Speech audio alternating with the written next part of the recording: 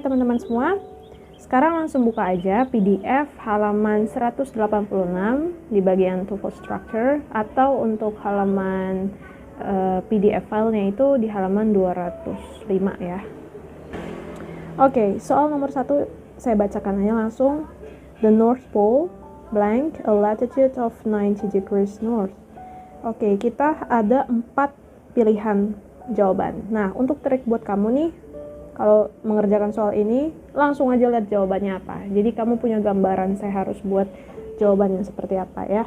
Nah, sekarang kita geledah dulu yuk, mana subjeknya, mana verbnya, mana objeknya gitu ya. Setelah kita geledah nih ya, tipe jawaban di sini nih, ini bentuknya bentukan verb semua nih. Soalnya has, having, which is having, has itu berarti dia menuju verb. Ya, ini menuju verb. Jadi kita pasti akan mencari verb dari sini nih. Nah, sekarang kita geledah dulu ya. Nah, ini the North Pole is the subject. Untuk verbnya kita akan pilih dari sini 4 jawaban, tapi kita skip dulu. A latitude of 90 degrees north, ini adalah objeknya ya. Oke, sekarang kita pilih di manakah atau manakah verb yang tepat. Trik buat kamu untuk jawab atau tahu bagaimana, langsung aja bacain ABCD-nya ya. Jadi kita cocok-cocokin aja. The North Pole, it has a latitude of 90 degrees north. Oke, ini sounds weird. Why? Because subjek ini sudah ada di kalimat kan. Ini agak weird karena udah ada subjek nih kita. Terus ngapain kita pakai it lagi nih? Pakai it lagi, ini nggak perlu. It ini udah jadi subjek lagi, sedangkan kita udah punya. Jadi ini salah ya, ini udah nggak bisa. Terus kita coba yang B, the North Pole is having a latitude of 90 degrees north. Oke, untuk ini tidak bisa menggunakan present continuous tense. Why? Karena kalimat ini bentuknya seperti fakta atau sebuah ensiklopedi. Kayak kalian baca buku pelajaran aja, kayak bangsa ini negara Indonesia terletak di garis lintang berapa gitu kan, itu tuh sebuah fakta dan teori. Jadi tidak boleh menggunakan is having ya. Is having itu seperti kegiatan yang kayak gini nih, the children are playing, the teacher is teaching. Itu kan kayak sesuatu yang bukan dilakukan setiap saat ya. Jadi maksudnya memang sedang dilakukan aja gitu. Jadi tidak bisa pakai be. Terus the North Pole which is having a latitude of 90 degrees north. Oke. Ini ada kata which. Oke. What for which? Which itu kalau di dalam bahasa Indonesia itu kayak yang. Jadi kayak misalnya kutub utara yang memiliki garis lintang 90 derajat utara. Nah, kalimatnya nggak selesai teman-teman. Jadinya ini harus sedangkan ini sudah diakhiri dengan titik, jadi nggak boleh pakai which. Oke, jadi kita stopkan, kita tidak pakai which ya. Jadi ini salah. Nah, ini kayak ketutupan nih, jadi saya ini deh. Nah, sekarang kita punya jawaban yang udah pasti. Ini adalah has. Oke, kenapa has? Coba kita baca lagi. The North Pole has a latitude of 90 degrees north. Jadi jawaban yang tepat adalah has. Oke. Kita sekarang lanjut nomor 2. Oke, the city of Beverly Hills is surrounded on bla bla bla the city of Los Angeles. Oke, sekarang langsung scanning ke jawabannya. Tipe jawaban apa ini? Apakah ini verb, subjek, atau objek? Nah, kalau kita lihat-lihat ini sepertinya objek ya. Jadi kita nambahkan saja O. Oke, objek. Nah, sekarang kita geledah dulu ya. Mana subjeknya? Nah, the city of Beverly Hills ini adalah subjek. Aku rasa kalian udah pasti ngerti lah ya, mana subjek, mana objek, mana verb ya. Kalian udah harus tahu itu. Nah, is surrounded di sini ialah verb. Duh, kelihatan nggak tuh verbnya?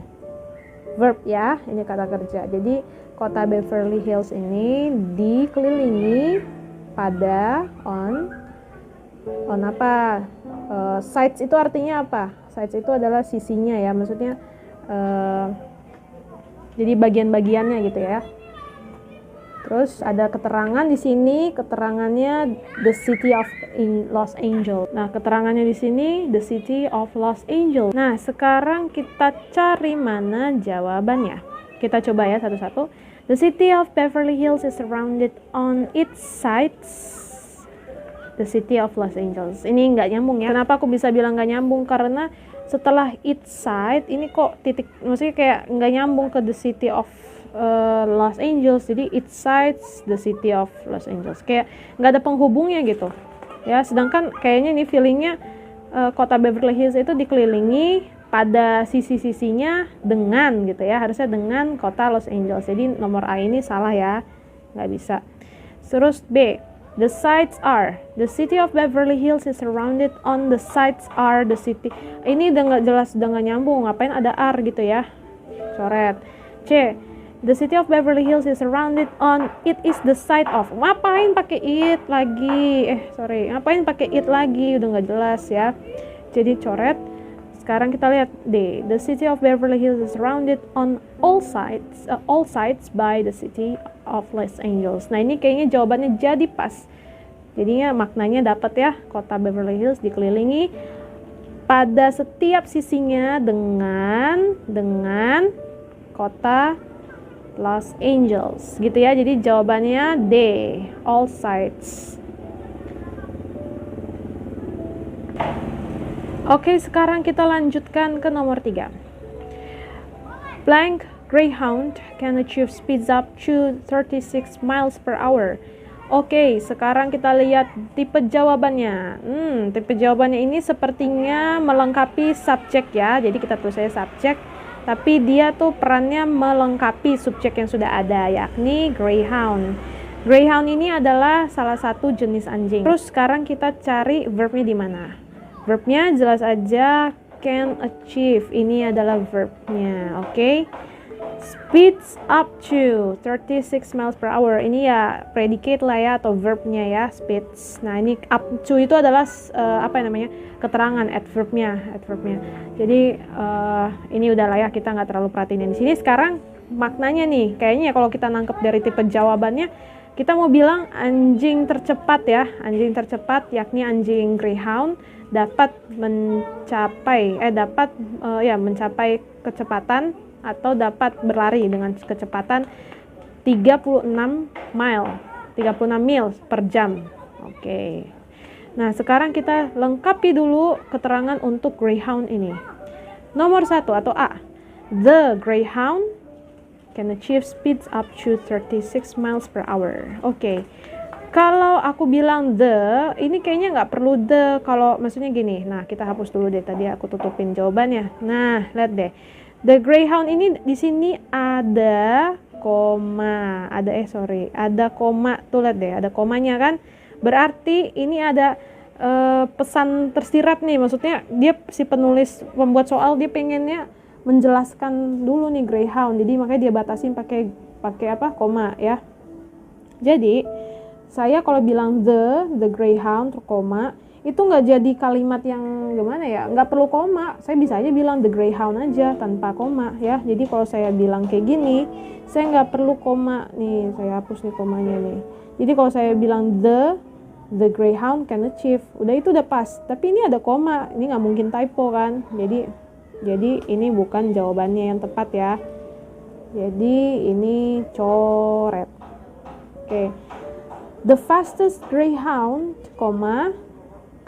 can achieve speeds up to 36 miles per hour. Ini juga buat apa saya pakai koma kalau the fastest Greyhound aja udah oke lah, nggak usah pakai koma aturannya kan. Jadi walaupun benar tapi tidak bisa dipakai di kalimat. Nah, C, the fastest dog Greyhound. Nah, ini udah dog, udah Greyhound disatuin ada koma, tapi nggak nyambung. Ini jadi satu kesatuan dengan Greyhound tanpa koma pemisah, jadi jelek ya. Misalnya nih, the fastest dog Greyhound, kurang rapi aja ya. Kita kayak verbnya nih, subjeknya nih kayak nggak jelas. The fastest dog Greyhound tuh apa? Harus dipisah itu ya. Jadi kita pisah dulu jenisnya, anjing tercepat, lalu kita namakan Greyhound. Jadi ada koma lagi di sini harusnya ya. Nah, sekarang kita cek, ini salah ya. Kita lihat di D. The fastest dog, the greyhound. Nah, ini ada koma lagi kan di sini, berarti bolehlah ini, berarti ini dipisah nih. Jadi saya terangkan dulu anjing jenis apa, anjing yang kayak gimana, anjing yang cepat ya. The greyhound. Oke, dia dikasih koma juga, baru can achieve speeds up to 36 miles per hour. Oke. Jadi di bahasa Inggris atau bahasa Indonesia tuh memang gitu, kalau ada informasi tambahan harus dibuat koma ya untuk informasi tambahan kayak gitu. Jadi jawabannya adalah D.